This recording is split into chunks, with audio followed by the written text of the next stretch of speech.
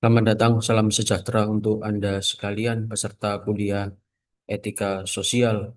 Saudari-saudara, semoga Anda sekalian dalam keadaan sehat. Hari ini kita akan bersama-sama memahami, mendengarkan, dan mempelajari tentang apa itu etika sosial. Saya akan memberikan beberapa penjelasan untuk Anda sekalian, para peserta kuliah etika sosial. Baik, beberapa pokok bahasan yang akan saya jelaskan untuk pertemuan kita hari ini adalah yang pertama kita akan bersama-sama mendengarkan tentang manfaat mata kuliah ini. Apa manfaat dari mata kuliah etika sosial? Lalu yang kedua deskripsi dari mata kuliah etika sosial ini. Yang ketiga tentu capaian pembelajaran yang Anda sekalian dapatkan sepanjang Anda di akhir nanti setelah mengikuti perkuliahan etika sosial. Yang keempat, selanjutnya adalah tentang bacaan-bacaan, bahan-bahan referensi apa yang digunakan sebagai sumber-sumber pustaka di dalam perkuliahan kita. Yang keempat, selanjutnya yang kelima, strategi perkuliahan, lalu kemudian tugas-tugas, kriteria penilaian, dan tentu yang menjadi utama juga adalah pokok bahasan dan jadwal perkuliahan yang akan kita sama-sama jalankan. Baik, saudara-saudara, kita akan mulai dari pokok bahasan yang pertama, yaitu tentang manfaat dari mata kuliah ini. Saudara-saudara, kita tahu manusia dewasa ini adalah manusia kita sekalian, Anda dan saya hidup di zaman pluralisme ajaran moral. Dalam arti tertentu, banyak orang dengan pandangan moral yang berbeda di dalam hidup ini, baik itu berdasarkan tempat. Misalnya berbeda agama, berbeda keyakinan, beda adat istiadat, tempat di mana orang dengan kontekstualisasi hidupnya masing-masing, dan tentu masing-masing dari kita juga secara pribadi mempunyai sedikit banyak perbedaan di dalam pemikiran. Ini menjadi realitas yang pertama yang tak bisa kita tolak ya, berkaitan dengan manusia dewasa ini. Yang kedua adalah globalisasi yang tentu ada positif dan negatifnya dan tentu membawa tantangan tersendiri bagi ajaran-ajaran moral yang sudah kita hidupi dan kita terima sebagai sebuah warisan tentang bagaimana kita harus hidup, bagaimana kita harus bertindak dan seterusnya. Banyak hal, banyak ajaran yang harus dipikirkan ulang, harus direnungkan ulang, harus direfleksikan ulang karena banyak ajaran yang kita terima tentu sudah mungkin tidak relevan lagi untuk zaman ini dan memang membutuhkan sebuah refleksi untuk kemudian kita tafsirkan ulang bagaimana kita harus bertindak ke depan dan tentu berkaitan dengan perkembangan-perkembangan yang sudah ada. Yang ketiga, kita hidup dengan pluralitas juga ideologi, banyak ideologi, sebuah sistem nilai, tata nilai yang mengajarkan bagaimana orang harus hidup, ajaran hidup yang seringkali saling bertentangan. Satu sisi berbicara tentang orang harus bertindak A, di ajaran yang lain diajarkan juga orang harus bertindak B. Maka kerap kali kemudian itu membuat manusia bingung apa yang harus dia lakukan. Yang ketiga, kemudian berkaitan dengan itu, orang yang hanya mengikuti saja, saya katakan hanya ngikut ajaran, aturan, kehendak orang lain tanpa kemudian sikap kritis, mengapa saya harus berbuat demikian, mengapa saya harus bertindak demikian, sebenarnya sama saja berkata bahwa mengurangi hal tersebut tentu mengurangi esensi dari manusia yang dirinya mempunyai akal budi sehingga dengan akal budi itu dia bisa memberikan pertimbangan atas apa yang menjadi pilihan dari tindakannya. Nah, tentu orang yang hanya mengikuti, sekedar mengikuti tanpa mengetahui apa yang dia lakukan, alasan apa, mengapa dia melakukan ini dan itu sama saja sebenarnya seperti robot atau bahkan lebih rendah dari itu seperti hewan sebenarnya. Karena kemampuan akal budi manusia mestinya membuat dia mempunyai pilihan, mempunyai rasionalitas di dalam tindakan atas pilihan-pilihan yang dia ambil. Maka etika sebenarnya nanti kita akan lihat manfaat dari etika ini adalah menjadi upaya untuk membangunkan orang supaya tidak hanya sekedar bertindak begitu saja, tapi membangunkan kesadaran kritis manusia untuk dari tidur moral kita. Kalau orang ditanya, mengapa Anda menolong orang lain? Mengapa kita harus memperjuangkan keadilan? Mengapa kita harus menolak diskriminasi? Tentu itu membutuhkan sebuah rasionalitas alasan yang ada di belakangnya. Bukan sekedar ya karena aturannya begitu, ya karena diajarkan begitu. Tapi mengapa kita melakukan itu? Tentu ada hal yang menjadi pertimbangan rasional, pertanggungjawaban rasional yang harus kita berikan. Lalu selanjutnya berkaitan dengan masih dengan manfaat. Etika memberi perlengkapan intelektual. Tentu sebagai sebuah kajian akademik, etika ini memberikan perlengkapan intelektual yang perlu ketika kita memang berhadapan dengan banyak sekali aturan dan ajaran moral yang kerap kali membingungkan.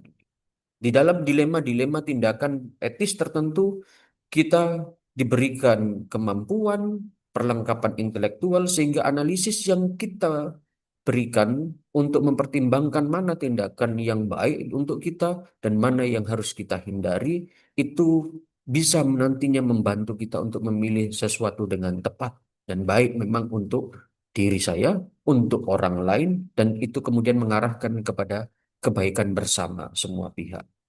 Memahami etika membantu orang untuk kemudian menentukan arah atau pilihan hidup dan mempertanggungjawabkan pilihan hidupnya secara rasional. Pertama-tama kita tentu sebagai manusia mempunyai arah dan pilihan hidup kita, dan pilihan hidup kita itu tentu harus juga mempunyai dasar pilihan dan bisa mempertanggungjawabkan secara rasional apa yang sudah menjadi pilihan dan tindakan kita. Lebih-lebih ketika kita dimintai pertanggungjawaban untuk melakukan sesuatu. Ambil contoh kemudian, perkembangan zaman yang menghadirkan pula banyak persoalan-persoalan etika yang baru dari berbagai masa yang berbeda, mungkin dari masa sebelumnya. Perkembangan zaman tentu membuka juga peluang perubahan juga, hal-hal baru, masalah-masalah baru yang dialami manusia. Yang dulunya tidak ada, sekarang ada. Nah, hal-hal baru tersebut tentu membutuhkan pertimbangan, membutuhkan kemudian pertanggungjawaban, membutuhkan refleksi yang baru. Bagaimana kita untuk memilihnya, menyikapinya. Ambil contoh misalnya, bayi tabung boleh atau tidak? Mengapa boleh, mengapa tidak boleh? Aborsi boleh atau tidak? Bagaimana kemudian juga dengan kasus-kasus permasalahan etis sosial yang lain seperti kemiskinan, fundamentalisme, kemudian diskriminasi, seperti apa hal yang baik yang harus dipilih, yang harus dilakukan oleh seseorang. Tentu itu yang juga membutuhkan pertimbangan etis tertentu. Baik, itu tentang manfaat mata kuliah. Semoga bisa dipahami. Kita melanjutkan dalam deskripsi mata kuliah. Saudari-saudara, deskripsi mata kuliah ini adalah demikian. Ini adalah mata kuliah etika sosial, sebuah mata kuliah yang memberikan refleksi atau kemudian mengajak kita untuk memberikan refleksi kritis terhadap moralitas yang menyangkut hubungan manusia dengan manusia, baik secara langsung maupun tidak langsung, dalam berbagai bentuk kolektivitas lembaganya. Maka etika sosial banyak sekali mengkaji berkaitan dengan masalah-masalah hal-hal yang timbul berkaitan dengan sosialitas hidup manusia. Etika sosial kemudian tidak hanya sekedar deskriptif sesuai dengan sifatnya ini adalah mata kuliah yang bagian dari mata kuliah filsafat tentu dia bersikap normatif. Tidak hanya sekedar deskripsi menjelaskan bagaimana relasi atau permasalahan-permasalahan yang ada seputar sosialitas hidup manusia, tapi juga masuk ke dalam pertimbangan membangun sikap kritis terhadap perpandangan-pandangan dan ideologi yang berkaitan dengan manusia, lingkungan hidup, dengan mengandalkan kemampuan rasionya. Jadi dua hal yang kita garis bawahi di dalam konteks deskripsi mata kuliah ini adalah yang pertama sikap kritis dan juga yang selanjutnya adalah ada kemampuan rasio yang kemudian harus dikembangkan. Bersikap kritis berarti normatif yang seharusnya kita tidak berbicara tentang yang deskripsi saja, tapi sampai kepada mestinya bagaimana, apa yang ideal, apa yang baik berdasarkan kemampuan rasional manusia. Maka etika sosial Juga yang ketiga, berkutat pada memperhatikan masalah-masalah yang lahir dari relasi individu dalam sosialitasnya, seperti ketidaksetaraan, kesenjangan sosial, ekonomi, kemiskinan, pengangguran, radikalisme, rasialisme, diskriminasi seksual, peran gender, kapitalisme dalam pendidikan dan kesehatan, kriminalitas dan penegakan hukum, alienasi di dalam hubungan kerja, kerusakan lingkungan hidup, permasalahan tentang ekologi, perang, media massa dan pornografi, aborsi, eutanasia, sakit mental, kecanduan obat, LGBTQ++, sensor, keadilan, kesejahteraan ekonomi, kelaparan, perlakuan terhadap binatang, perjudian, diskriminasi agama, korupsi, upah yang adil, nasionalisme, dan seterusnya. Mengapa saya beri titik-titik? Karena berkaitan dengan tentu masih banyak lagi permasalahan-permasalahan seputar yang lahir dari relasi antara individu dalam sosialitasnya. Di dalam konteks relasi mengkritisi apa yang lahir dari relasi individu dan sosialitasnya, kita memberikan penilaian etis terhadap masalah-masalah tersebut. Maka capaian pembelajaran yang akan anda dapatkan di ujung perkuliahan adalah ada 4 setidaknya saya berikan di sini.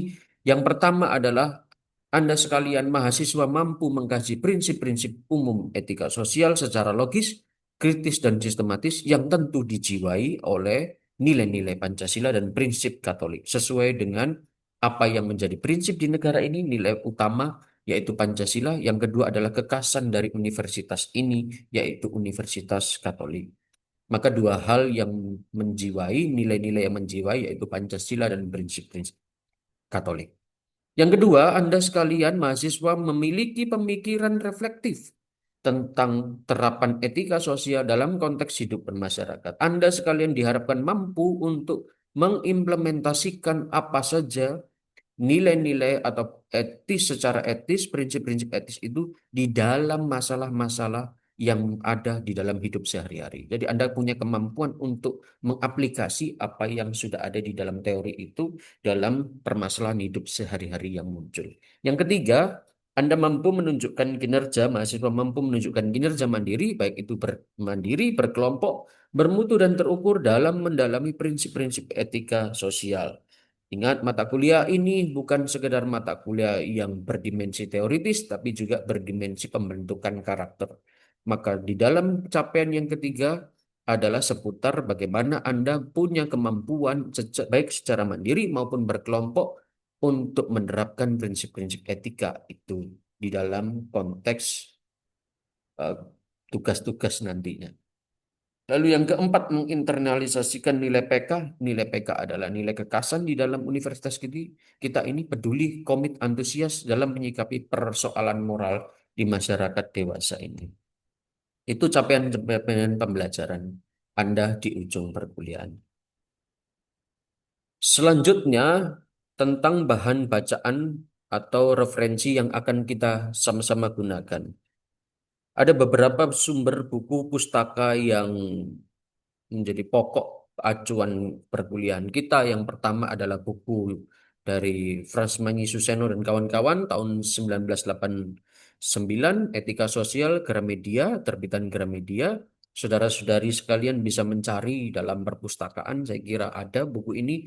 Buku ini cukup lama, masih lama, tapi menjadi buku yang sangat representatif untuk pembelajaran etika sosial kita.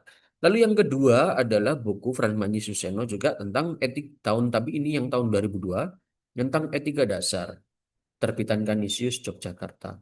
Saya kira buku ini sudah tidak cetak tapi di perpustakaan bisa mudah untuk didapatkan. Lalu yang ketiga adalah Gisberten tahun 2013, Tokoh Etika Canisius Yogyakarta. Lalu dari Puspo Projo, Filsafat Moral ada dari Pustaka Group. Darin Cohen, Landasan Etika Profesi, Yogyakarta Canisius. Lalu Doni Kusuma, tahun 2010, Pendidikan Karakter, terbitan Jakarta Grasindo.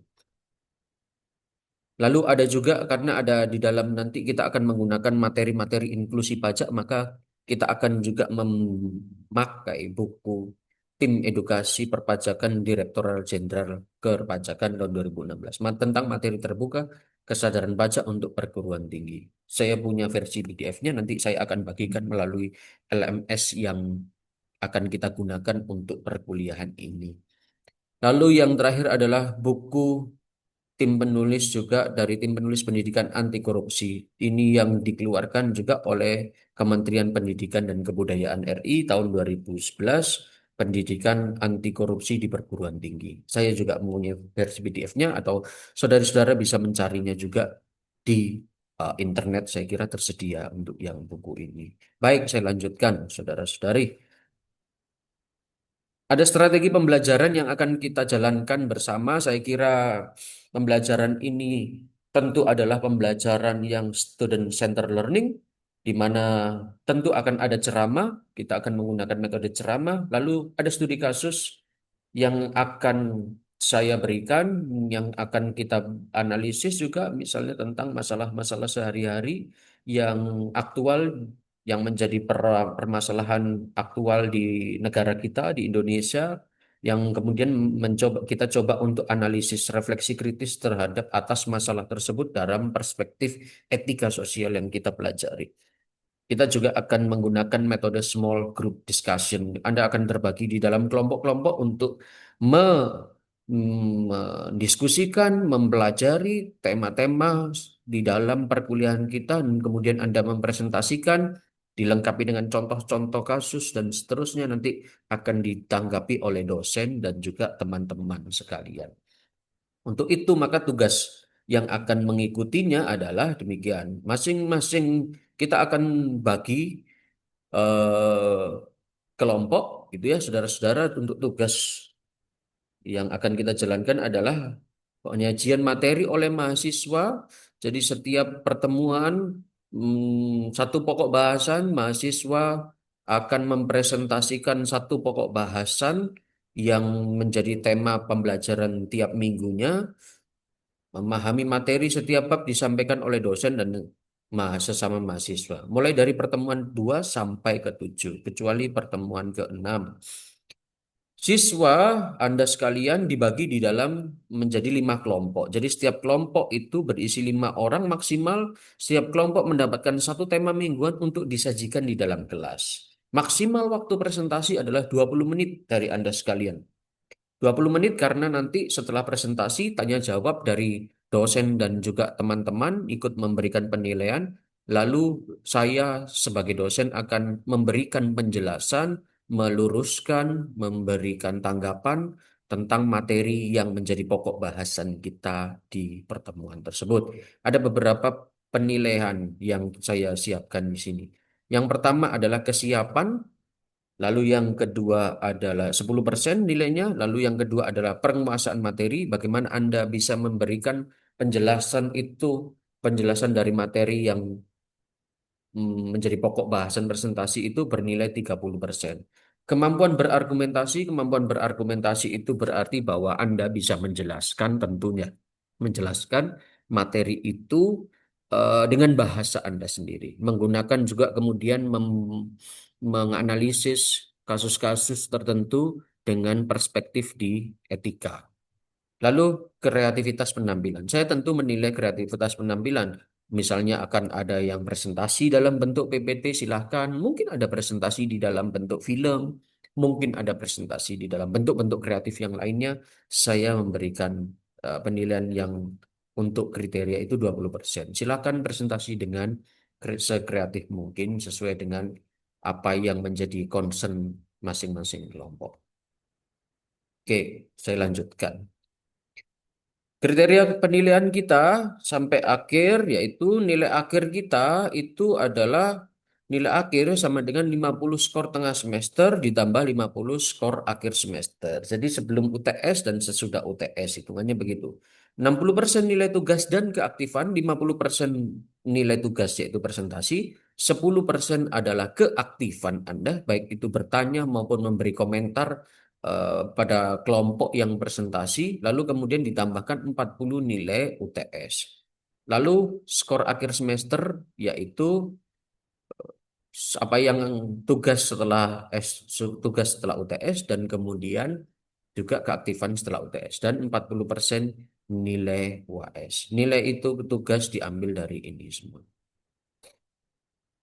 Persentase kehadiran 75%, jika kurang dari itu nilai tes tidak akan dimasukkan. Nah, ini hal pokok bahasan terakhir yang akan saya jelaskan apa saja yang akan kita pelajari sepanjang perkuliahan ini, yaitu yang pertama tentang pengantar, apa itu etika, apa itu moral, apa itu etiket, apa itu norma, dan apa itu juga etika sosial. Itu kita akan membedakan dalam pertemuan yang pertama ini. Lalu pertemuan selanjutnya kita akan belajar tentang konsep kebebasan dan tanggung jawab. Setelah konsep kebebasan dan tanggung jawab, kita akan bersama-sama mendalami tentang apa itu suara hati. Suara hati itu apa? Apa bedanya suara hati dengan suara Tuhan dan bagaimana suara hati itu berperan di dalam memutuskan tindakan apa yang harus kita lakukan. Lalu selanjutnya adalah tentang etika pengembangan diri dan kebahagiaan. Pertanyaan utama dalam konteks perkuliahan yang tema ini adalah apa sih yang menjadi cita-cita terdasar kita? Apa yang kita cari di dalam hidup ini? Dan apa yang menjadi dasar dalam pertimbangan kita di dalam memilih tindakan apa yang akan menjadi pilihan kita. Kita akan belajar tentang bagaimana mengembangkan diri yang tepat, mengembangkan diri dengan baik, dan berdasarkan pada kebahagiaan.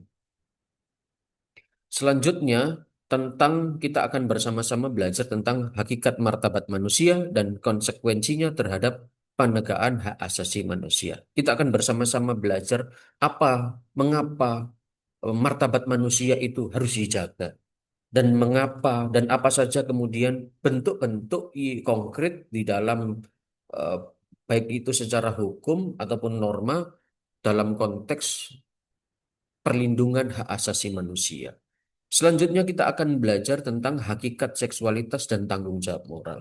Secara dewasa kita akan mempelajari bagaimana apa dan bagaimana itu etika etika seksualitas. Kita akan belajar tentang seksualitas secara dewasa dan bagaimana pertimbangan tentang seksualitas itu kemudian juga sangat menjaga martabat manusia. Lalu selanjutnya, setelah belajar tentang itu, kita akan belajar membicarakan tentang pencarian keadilan. Pencarian keadilan kita mulai dengan memahami tentang individualisme dan kolektivisme, lalu kemudian kita akan bersama-sama mempelajari tentang keadilan sosial. Arah dari semua itu adalah bagaimana mengupayakan kebaikan bersama, bonum comuni, bagi masyarakat kita. Lalu kita belajar tentang hak dan kewajiban warga negara. Secara spesifik, hak dan kewajiban warga negara akan beberapa pokok bahasan di bawahnya akan mengikuti, yaitu berkaitan dengan kita belajar tentang etika anti korupsi. Lalu selanjutnya adalah materi inklusi dari kesadaran pajak, mengapa kita membayar pajak, dan bagaimana pajak kita itu berkontribusi di dalam upaya untuk mencapai tujuan bersama kita, yaitu kebaikan bersama. Materi yang selanjutnya adalah tentang etika profesi. Saya kira Anda sekalian akan semuanya akan berprofesi, maka penting untuk saya memberikan pemahaman bagaimana etika profesi itu dijalankan dan bagaimana di dalam sebuah profesi itu mempunyai juga kontribusi di dalam hal-hal etis dalam profesi Anda nantinya masing-masing. Dan terakhir adalah kebaikan bagi lingkungan hidup. Masalah tentang lingkungan hidup mendesak untuk kita bicarakan berkaitan dengan mengupayakan sustainability, keberlanjutan di dalam baik itu untuk manusia sendiri dan juga dalam konteks lingkungan hidup. Demikian saudari-saudara untuk pengantar dan penjelasan saya tentang materi atau perkuliahan etika sosial ini. Semoga Anda sekalian mendapatkan pemahaman yang baik untuk perkuliahan ini sehingga nantinya kita semuanya mencapai tujuan dari perkuliahan ini. Terima kasih, salam sejahtera, sehat selalu untuk Anda sekalian.